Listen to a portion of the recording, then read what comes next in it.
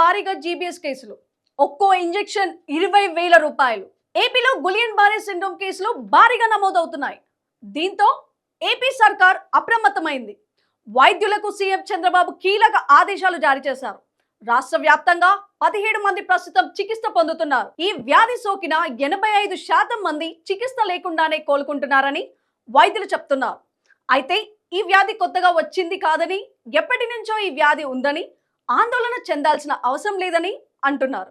ప్రస్తుతం అనంతపురం, గుంటూరు, కడప, కాకినాడ, రాజమహేంద్రవరం, విశాఖపట్నం ప్రభుత్వ ఆసుపత్రుల్లో 749 ఇంజెక్షన్లు అందుబాటులో ఉన్నాయి.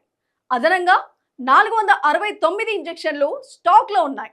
అవసరమైతే మరింత మందికి చికిత్స అందించేందుకు ప్రభుత్వం సిద్ధంగా ఉందని మంత్రి సత్యకుమార్ తెలిపారు.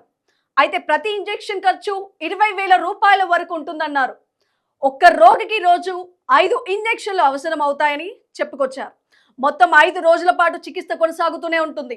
అయినప్పటికీ ప్రభుత్వం ఖర్చు గురించి ఆలోచించకుండా ప్రజలకు మెరుగైన వైద్యం అందిస్తోందని మంత్రి స్పష్టం చేశారు. పూణే తరహా పరిస్థితులు రాష్ట్రంలో లేవంటున్నారు అధికారులు. ఇక్కడ ఏటా మాదిరిగానే వేర్వేరు చోట్ల జీబీఎస్ కేసులు నమోదవుతున్నాయి. ప్రత్యేకంగా ఒక ప్రాంతం నుంచి రాలేదు.